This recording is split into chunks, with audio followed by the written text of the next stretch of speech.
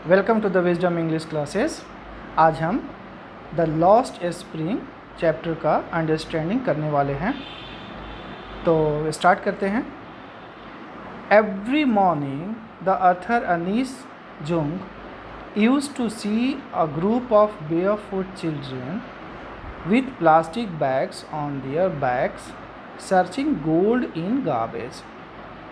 तो every morning जो author हैं अनीस जुंग, वो अपनी आसपास अपने मोहल्ले में ग्रुप ऑफ बेयरफुट चिल्ड्रन को देखती हैं जो अपने अपने पीठ पर एक एक प्लास्टिक का बैग लिए और गार्बेज में कुछ ढूंढ रहे होते हैं। और गार्बेज में क्या ढूंढेंगे, वो लिखती हैं सर्चिंग गोल्ड इन गार्बेज। तो एक्चुअली गार्बेज तो गोल्ड हो नहीं सकता, या गार्बेज में गोल्ड तो मिलता नहीं है, लेकिन गार्बेज ही उनके लिए एकमात्र मीन्स ऑफ सर्वाइवल है, मीन्स ऑफ इनकम है, और इसीलिए garbage is compare to gold. One of them was Saheb. उनमें से एक बच्चे का नाम साहेब होता है। तो his full name was Saheb Alam. उसका पूरा नाम साहेब आलम है। It means lord of the universe, जिसका मतलब होता है पूरे यूनिवर्स का मालिक। But Saheb was merely a rag picker and hardly gets his 2 meals. लेकिन साहेब एक रैग पीकर है और किसी तरह वो बस सरवाइव कर रहे हैं, किसी तरह 2 जून का 2 वक्त का खाना उनको नसीब हो पाता है। This is the irony involve in his name. और यही आयरनी उसके नाम में इन्वॉल्व हुआ है। His family migrated from Dhaka Bangladesh. Actually वो ढाका बांग्लादेश के नेटिव हैं, वहीं के रहने वाले हैं। Due to floods and storms their crops were destroyed. हर साल उनके जो क्रॉप्स हैं, खेती उनकी फ्लड्स और स्टॉर्म्स के वजह से बिल्कुल भी बर्बाद हो जाती थी। And they had left nothing to eat. और उनको खाने के लिए भी कुछ नहीं बचता था। So in search of food and shelter they left their homeland green fields and settled in Seemapuri near Delhi. और इसलिए वो in search of food and shelter, रहने का एक आशियाना मिल जाए, खाने को कुछ मिल जाए, इसी के वजह से वो उन लोगों ने उस तरह से हंड्रेड्स ऑफ फैमिलीज़ हैं, थाउजेंड्स ऑफ फैमिलीज़ हैं जो अपना घर बार छोड़ के और सीमापुरी, जो दिल्ली के काफ़ी नज़दीक है, दिल्ली से सटे ही सीमापुरी इलाका है, एरिया है, वहीं पे सेटल्ड हुए हैं। लेकिन सीमापुरी में सरवाइव करने का एक मात्र सोर्स है उनका garbage. Garbage is the only source of their survival. Though Seemapuri is on the periphery of Delhi. Seemapuri बहुत ही क्लोज है, बहुत नज़दीक है, दिल्ली से काफ़ी सटा हुआ है। But 8 miles away from it metaphorically. लेकिन अगर हम रियल में कंपेयर करें तो बहुत ही दूर है वो दिल्ली से। इसका क्या मतलब है? Because if you talk about the people of Delhi, अगर हम दिल्ली के लोगों की बात करें, डेल्हाइट्स की, तो they are elite class people. तो हमें लगता है कि वो एलिट क्लास पीपल हैं, having all the luxuries and comforts. सारी लग्जरीज एंड कम्फर्ट्स उनके पास अवेलेबल हैं। But the people of Seemapuri are deprived of even basic amenities. लेकिन सीमापुरी में जो हज़ारों लोग यहाँ पे झुग्गी झोपड़ी में स्लम एरिया में रहते हैं, वो तो उनके पास बेसिक एम्यूनिटीज़ भी नहीं होता। They don't have road, electricity, running water, schools और हॉस्पिटल्स।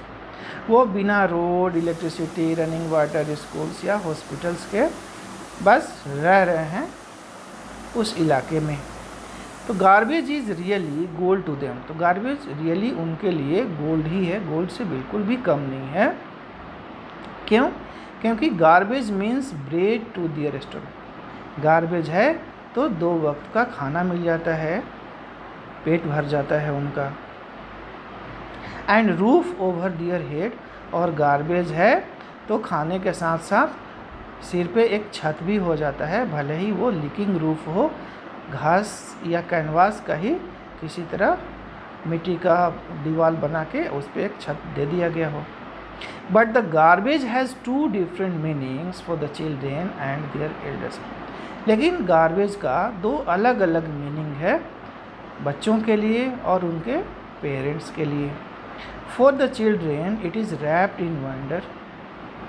बच्चों के लिए तो ये बहुत ही इंटरेस्टिंग चीज़ है, रैप्ड इन वंडर है। काफ़ी इन्जॉय करते हैं बच्चे, काफ़ी घूमते हैं, पीठ पर अपना एक प्लास्टिक का बैग ले लिया थैला, और इस रोड से उस रोड में स्कूल जाना नहीं है, उनको कोई रोक टोक नहीं करता है, तो दे enjoy their freedom and there is no one to stop. But for the elders it is the only means of income and source of their survival. लेकिन जो एल्डर्स हैं, उनके जो पेरेंट्स हैं, वो गार्बेज की इम्पोर्टेंस को बिल्कुल समझ पाते हैं और वो समझते हैं कि गार्बेज है तभी वो उनके छत पे सिर पे छत भी है, और गार्बेज है तभी 2 वक्त का खाना भी किसी तरह मिल जाता है। तो garbage is the only source of survival and source of income for these people. The author remembers a man from Udupi who used to pray to the goddess for a pair of shoes. तो author 30 साल पहले की एक घटना याद करती है, एक आदमी की, जो वो कहते थे उनसे कि अपने स्कूल जाने के रास्ते में एक मंदिर के सामने वो खड़े होके और ईश्वर से प्रार्थना करते थे कि हे भगवान, एक पेयर ऑफ शूज़ इसी तरह अवेलेबल करा दो। The author visited remote places and found the children walk on barefoot. तो जहाँ भी ऑथर जाती हैं रिमोट प्लेसेस में, चाहे वो अर्बन है या रूरल एरियाज़ हो, बच्चे इनको दिख ही जाते हैं जो बेयर फुट हैं, विदाउट चप्पल, विदाउट स्लीपर और शूज़, वो दौड़ रहे होते हैं, घूम रहे होते हैं। When asked, they replied that it was their tradition. जब उनसे पूछा जाता है कि भाई बेयर फुट आप क्यों चल रहे हो, आपके पैर में स्लीपर शूज़ क्यों नहीं है, तो उनका जवाब होता था कि it is their tradition, but the author didn't agree. वो कहते थे कि ये हमारा ट्रेडिशन है, लेकिन ऑथर तो समझ जाती थी रियलिटी बिहाइंड द एक्सक्यूज़। वो बिल्कुल भी उनके एक्सक्यूज़ से एग्री नहीं होती थी, और according to the author it was not a tradition but it was perpetual poverty. और ऑथर को बिल्कुल भी पता होता था कि ये ट्रेडिशन नहीं, बल्कि it shows their extreme poverty, ये एक्सट्रीम पॉवर्टी को दिखाता है। One day the author saw Saheb with a steel canister going to a milk booth. तो एक दिन ऑथर देखती हैं साहेब को कि हाथ में एक स्टील कैनिस्टर लिए और मिल्क बूथ की तरफ जा रहा होता है। Saheb told her that he got a new job at a tea stall where he was getting ₹800 besides all meals. Saheb बताता है ऑथर को कि अब उसे एक नया जॉब मिल गया है टी स्टॉल पर, और वहाँ उसे 800 रुपीज़ सैलरी और बिसाइड्स ऑल मील्स, और दिन भर का पूरा खाना भी मिलता है। But he was not happy. लेकिन जब उसके चेहरे पर ऑथर देखती हैं तो there was no sign of happiness on his face. वो खुश नहीं है। The author did not see any sign of happiness on his face, और ऑथर को उसके चेहरे पे कोई भी हैप्पीनेस का साइन नहीं दिखता है। He had lost his freedom. Saheb ने अपना फ्रीडम लूज कर दिया है। He was no longer his own master. अब वो खुद का मालिक नहीं रहा। The plastic bag was his. Plastic bag तो उसका अपना था। वो बिल्कुल भी फ्री था, वो खुद का मालिक था, वो इंजॉय करता था पूरे फ्रीडम को। But the steel canister belong to the person who had on the tea stall. लेकिन स्टील कैनिस्टर तो उस आदमी का है जो चाय टी स्टॉल का मालिक है। That's why the author said that the steel canister was heavier than his plastic bag. और इसीलिए ऑथर कहती हैं कि स्टील कैनिस्टर उसके प्लास्टिक बैग से भारी दिखता है, heavier than his plastic bag. Similarly the author met with another boy named Mukesh who belonged to a Bengal making family of Firozabad, famous for Bengal industries. इसी तरह से पार्ट 2 में हम देखते हैं कि ऑथर एक दूसरे लड़के से मिलती हैं जिसका नाम मुकेश होता है, और मुकेश फिरोज़ाबाद के बेंगल मेकिंग फैमिली से बिलोंग करता है। और फिरोज़ाबाद तो सबको पता ही है, famous for bangle industries, bangle industries के लिए काफ़ी फेमस है। In yards, in streets, in shops, everywhere in the town one can see bangles and bangles only, as if it provides bangles to all the women on the land.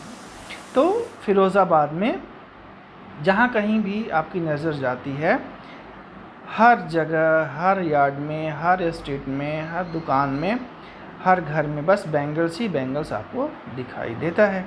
ऐसा लगता है जैसे फिरोज़ाबाद ही इस धरती के, इस संसार के सारे विमेन को बैंगल्स प्रोवाइड करता है। But Mukesh doesn't want to continue his family business. लेकिन मुकेश को उसका फैमिली बिजनेस बैंगल मेकिंग बिल्कुल भी पसंद नहीं है, वो इसको कंटिन्यू नहीं करना चाहता। He wants to become a motor mechanic, वो एक मोटर मैकेनिक बनना चाहता है। But becoming even a motor mechanic is very difficult for him because they are the victims of caste stigma. लेकिन मुकेश के लिए एक मोटर मैकेनिक भी बनना काफ़ी डिफ़िकल्ट है, एक ड्रीम कम ट्रू वाली स्थिति है उसके लिए, क्योंकि वो जिस कास्ट में बिलोंग करता है, जिस कास्ट से बिलोंग करता है, उसका ऑक्यूपेशन बैंगल मेकिंग ही है। तो इस तरह से स्टिग्मा ऑफ कास्ट को वो सफ़र कर रहा है। And they are not allowed to change their profession, और वो अपना प्रोफेशन, अपना ऑक्यूपेशन चेंज करने के लिए फ्री भी नहीं है।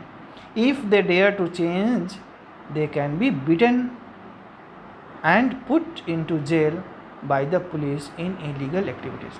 और अगर वो अपना प्रोफेशन, अपना ऑक्यूपेशन चेंज करने की अगर कोशिश करेंगे भी तो क्या होगा, उनको पुलिस पकड़ लेगी, उनको जेल में डाल दिया जाएगा और उन पर इलीगल एक्टिविटीज़ में इन्वॉल्व होने का केस फ्रेम कर दिया जाएगा।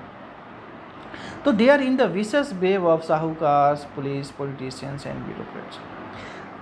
तो एक जो बैंगल मेकर्स हैं ना, वो खुद को एक विशेष वेव में पाते हैं, और विशेष वेग वो किसका है, जिसमें साहूकार्स हैं, मनी लेंडर्स, पुलिस हैं, पॉलिटिशियंस हैं एंड ब्यूरोक्रेट्स, और ये सब मिलके उनको एक्सप्लॉइट करते हैं। In such a situation if Mukesh wants to change his family's business and become a motor mechanic, it's really a revolt like situation.